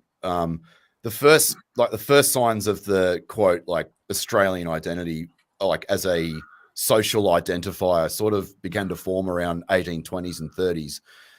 These were the children born of ex-convicts. But there was a social, I guess you could call it a contingency of cultural cringe that was sort of born of that prevailing meme of the time, like Australia being the eternal penal colony, like a mark which was like a real source of shame to the Yeah. early Australian character, as they still considered themselves English or British expats at the very least. Like, and it scars all Anglo-Australians that are descendants of this original penal colony. Which is a It's huge not proportion. true, though, Chris. It's not, I mean, it's absolutely not true. And if it What isn't? was, this idea that like Australians are somehow lesser Brits because of the it's not true, because even if it was originally, that like all the Australians who have fought alongside British soldiers from the Sudan in 1885 through the Anglo-Boer War and the First World War and the Second World War and in Korea have absolutely destroyed it. Mm. Yeah, well, I mean, even though that might be the case, that we aren't lesser, it was still really not in the least lesser. No, I mean, actually, but I mean, the Australians are being some of the best shock troops of the empire. But it is unescapable that they still had that sort of self-image in that early Australian identity forming, and that was sort of passed down. It diluted a bit, but it was still passed down. I mean, like we have several. I was talking to Lady of Shalott about this earlier in the week. You know, we've got several sort of like, I guess, proto-philosophical reflexes that sort of distinguish us from the rest. So, like, one of them's the "she'll be right" as an idiom. You know, being one of them. Like, this is like, I'd say this is a sort of cultural. Just carry on and things will sort themselves out. It's like a cultural, social artifact that's like comes from our extremely harsh history. Well, this is my theory on it anyway. Like, where, you know, one must accept that you can only do what you can do and you can't control everything around you. Do what you can and she'll be right. Like, many mistake this phrase as some kind of defective laziness or apathy, but it's not. It's like it's a particular form of Australian stoicism that, like, when you look at the conditions and hardships of the first colonies, you know, and the conditions of you know, the majority of ancestors here, it makes perfect sense that like at least some crude form of stoic wisdom would rise from it. I mean, there are lazy pricks that who don't care and they'll say, she'll be right. But like, for the most part, when you're dealing with harsh conditions and you're just trying to get by, you can only do what you can do. Well, I mean, most real Aussies are not like that, Chris. Most real Aussies, exactly. They'll turn around and say, "She'll be right, mate," meaning like, don't get too depressed. That's what they mean. Sorry, Rupert, what were you going to say? I was going to say, like you said about some of the actual landscape, even now, even though Australia is statistically quite a bountiful place, even now, going by what you said, it's kind of hard to make it that way. So to some extent, you are still fighting against nature to try and bring the bounty out of it. So at some level, you kind of just have to do your best, and things will hopefully work out. Yeah, Australians have to work really hard, Rupert, to like. And if they do work really hard, absolutely, they can make great things in Australia. Like, there's loads of dairy cow country in Eastern Australia, but you have to work bloody hard to make that work. And everything in Australia is difficult. But it's a proper slog. It is. You have to. To what you were saying earlier, Duke. I mean, there's sort of a component where a lot of the people of Australia, for quite a lot of history, as far as I can tell, for different reasons at different times, have considered themselves more reluctantly Australian rather than enthusiastically Australian. They haven't rejected the home country per se and decided to move on of their own free will. They sort of feel pressured into it for one reason or another, and so there is that tendency, perhaps, to look more into to want to be accepted, basically, and to want to be to want to be sort of respected as Anglos, basically, rather than just like looking at themselves as something distinct and finding things to celebrate in their uniquely Australian identity. Yeah, I think that's fair enough, Rupert, but you've also got to look, like in 1940, when France surrendered and UK supposedly stood alone, which he never did, because, Australia and New Zealand and Canada and South Africa were always behind UK. Some of the first overseas troops in UK in 1940 were Australians. And there's the famous song "Australia Will Be There" from the First World War, where like Australians were singing, the mother country's in real dire shit, and she was, because she should never have joined the First World War. But Australians said, "Yeah, we'll be there." And it's this dichotomy, I think, that kind of makes the Australian character to some degree. Australians have never been quite sure, are they Brits or are they not? And what was his name? There was a famous writer whose name I can now forget, fat bastard, who used to say, like, Australia has never forgiven England for being so far away, which I think there is some truth in. Well, yeah, I mean, that's what I mean by sort of like the idea of being reluctantly separated. I mean, I've got some family, well, had some family who moved over basically just to get away from demographic change. And so absolutely, and I know young people who are doing that to this very day. So their heart is basically still in England, and they haven't sort of turned their back on England per se, but feel like England's turned their back on them. Well, we have the same king. Yeah. Well, there was which the recent death of our late Queen, I think, has proved is not going to help people who are not royalists. Sorry, can I just, Rupert, what you're saying about anything? not Chris, it's your stream. Carry on. Well, I was just going to say, what you're saying about never forgiving England for being so far away or something like that. There was like a letter from one of the convicts that was sent away to Botany Bay, and a little quote of the letter is like, at least one could see the moon from England, which could not be said about Botany Bay. So it's like, it's so far away and it's terrifying. I mean, the moon is further away, but at least you can see it from England. Because the biggest moon I've ever seen in my life was in the Australian outback. No, I'm just saying that it would have been better for them if they were sent to the moon, because at least they could see it and they know where it is. Effectively, in the 18th century, it was pretty much the same thing. Yeah. Look, in the 18th century, going from UK to Australia was being sent to the moon. Yeah. But the Australians got there, and as Chris has pointed out on this stream, they really struggled, but in the end, they survived. And I think that is also a basic thing about Australians. Like, they'll struggle, but they will survive. I love the things in Australia that are kind of a bit like you hear in North America. Like, for example, in North America, the American cavalry, 7th Cavalry and all this stuff are like the big heroes. And in Australia, we have our absolute same story with the Australian Light Horse. The Australian Light Horse did one of the last great cavalry charges in history. I'll be right back. Go for it, man.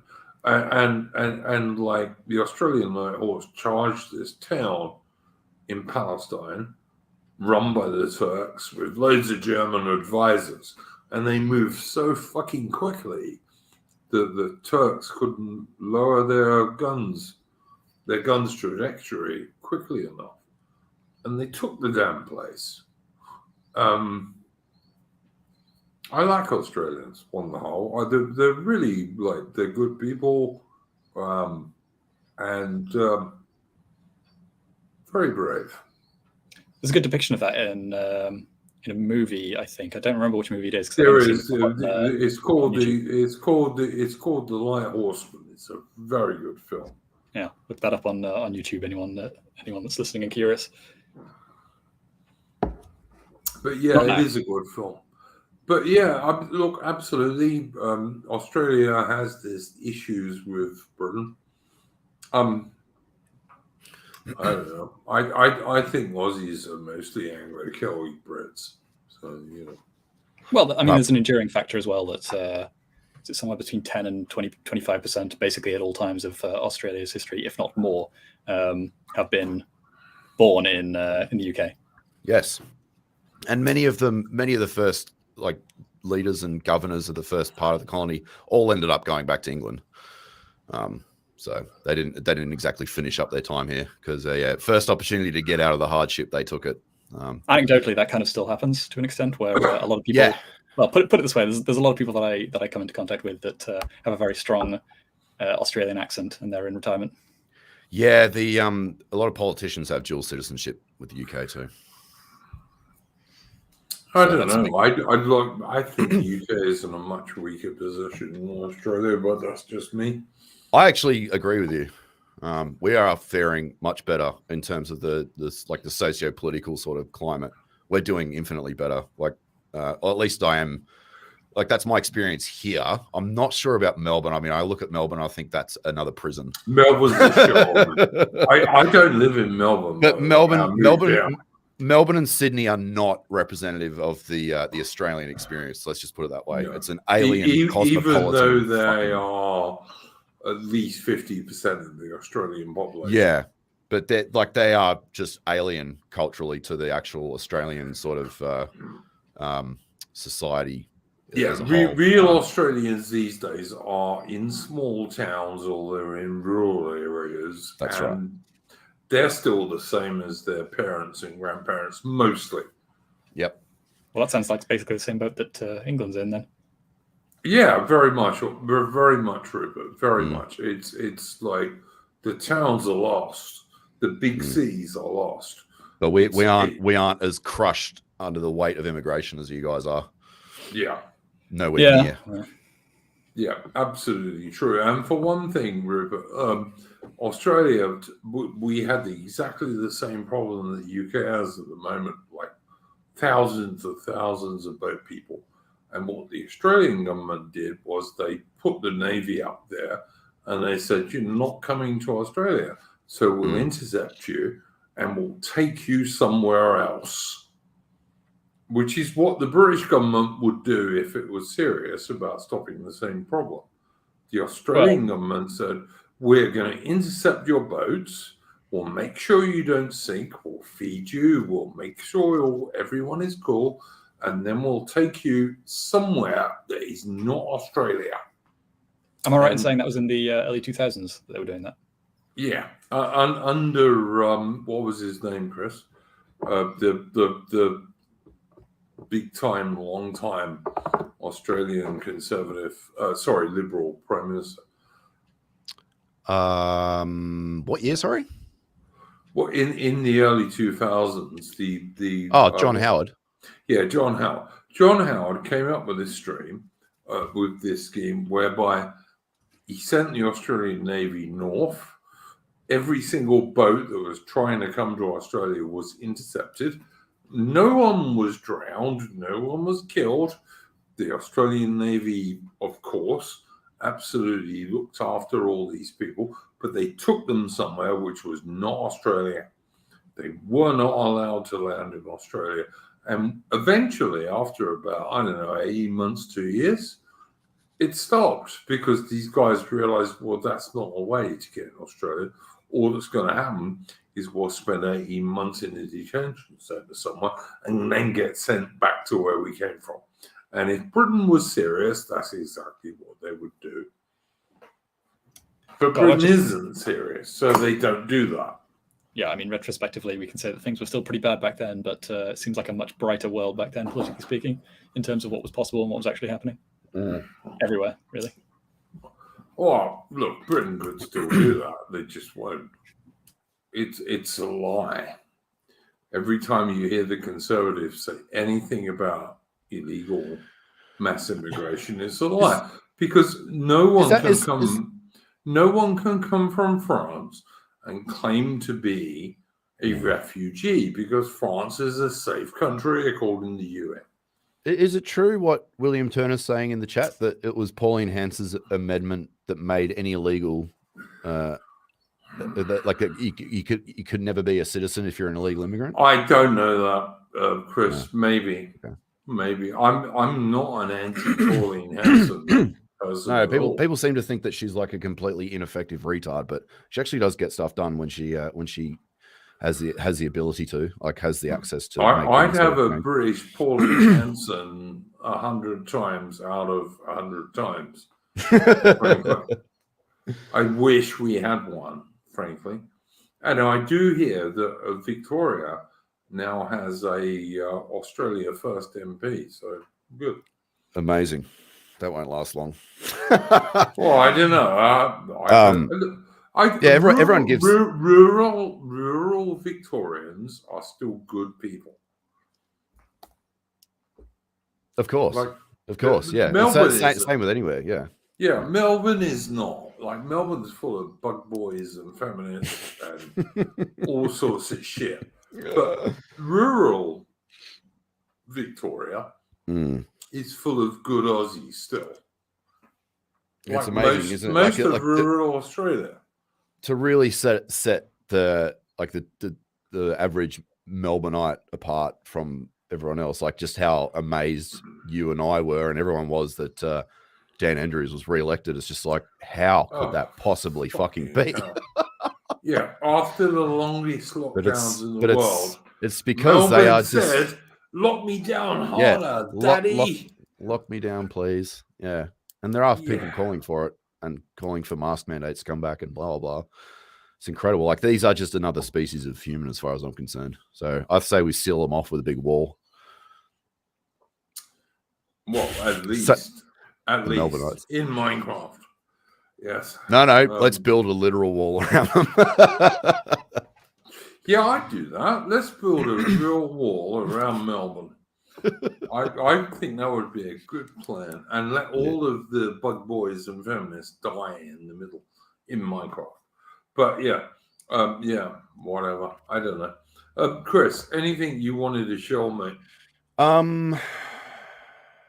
Not at this point. It's coming into the Christmas season, so I'll be taking time off from work. So I may end up making quite a lot of music now that I'm going to take some time off. So cool, man. Keep an eye on that. And you're doing the music for AA streams these days, I believe, aren't you? Yeah, is that not your tune? I think it is. Yeah, that's my music. All I do is I literally just, like, when it comes to the end of a season, or if he wants any music for an ad or something, I'll just whip it together and send it straight to him. But it's not like I'm, there like Beethoven sweating over a keyboard and being blind. But Chris, compared to like your average Western gay boy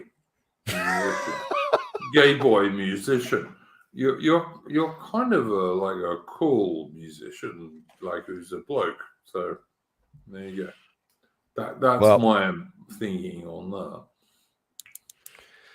Well, it's tough because when you're a musician, or like just the artist sort of personality is pretty neurotic. I wish I could have the sturdy, steady-minded focus of someone like Rupert, where I can temper myself a little bit better. But it is what it is. Never mind. No, you'll be all right, mate. You're going to be a dad soon. So. Sorry, what were you saying, Rupert? Just that I tend to flick between things just as readily as well. But thank you anyway. No, but yeah, nothing more to show, mate. Chris, you're going to be a dad soon. That's going to really steady and center you. Oh yeah, no doubt. But yeah, nothing more to shield, mate. Just the next stream next year that we'll do. We will do part 3 next year after the 8th of January. Yep. Rupert, anything you would like to show me? Over on my Twitter, there's a big thread that I just released about, basically I tell the story of the 3 Russian revolutions in 1905 and the 2 in 1917. I saw that. It looks really good. Where the revolutionaries have basically no part. Yeah, that looks really good. Do go and check that out, folks. I will put a link in the description in due course. Anything else, Rupert?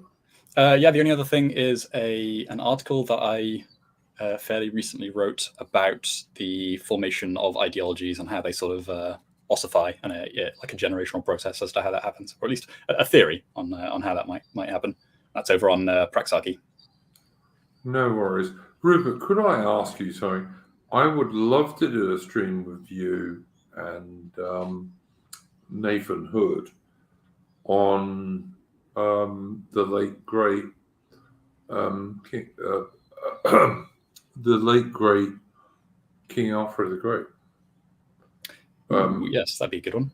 I would really like to do a stream on that dude, because of all the positions Britain has ever been in, King Alfred the Great was the closest to where we are now.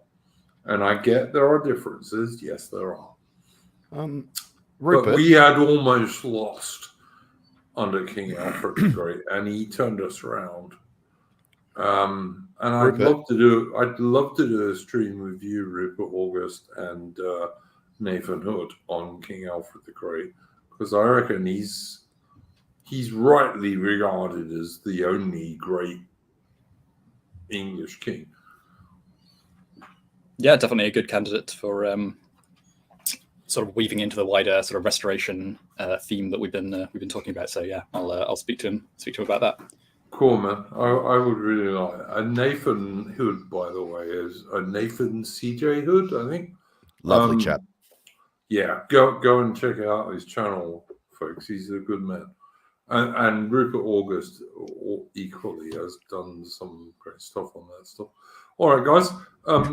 This has been just quickly. Sorry, Chris. What were you were trying to ask something a moment ago? Oh, I was just asking, what's the article called on Praxarchy? Oh, it's called Ideological Amnesia, I believe. Oh, yep, there it is. First one that comes up. Yeah. I'm going to read this as soon as we're finished. Much obliged. Let me know what you think. No worries. Cool, gents. Look, I hope this has been an interesting stream. Some of my friends have been on here, and we're going to play our way out with a tune, which I hope Chris has ready. Yep, it's in there. You can see it. I'm going to add it, mate. All right, let it play.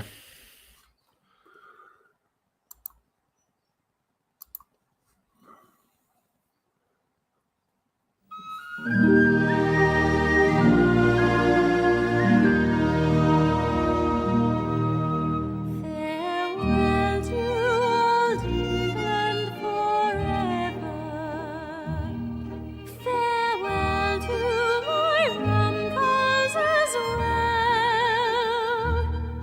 Farewell to the well-known old bay, where I once used to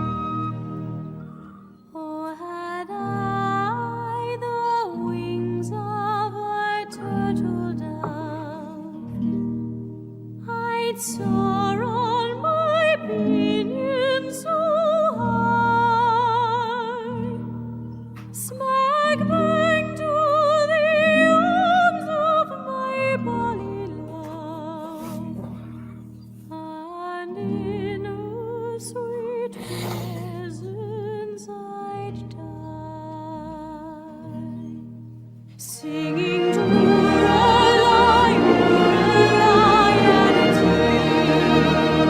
Singing to Lorelei, Lorelei.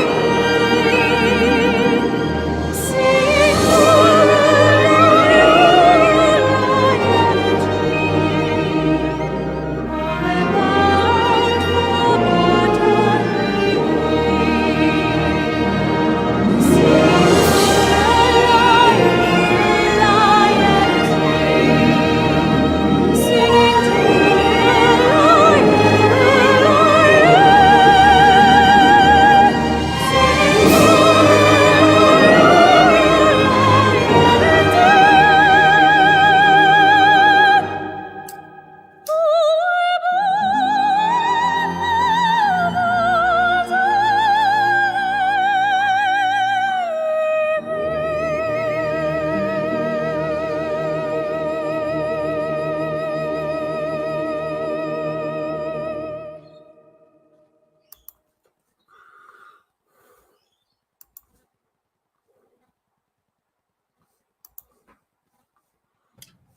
Okay, that was obviously Turley, Agony.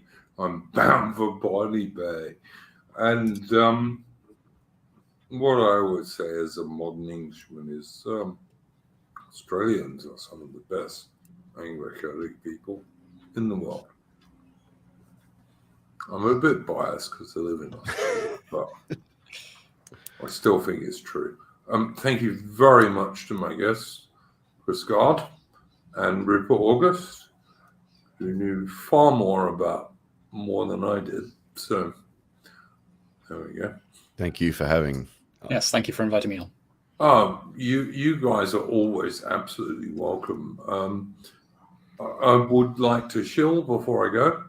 On Saturday evening UK time, which is Sunday morning Australian time, we will have our last Splendid Isolation stream for the year. We'll do this one this coming weekend, and then we will not be doing anything until the 8th of January. So do come and watch that. And thank you very much, gentlemen, and go well. Thank you. Same Thank you to very much. everyone in the chat. And a happy Christmas, by the way.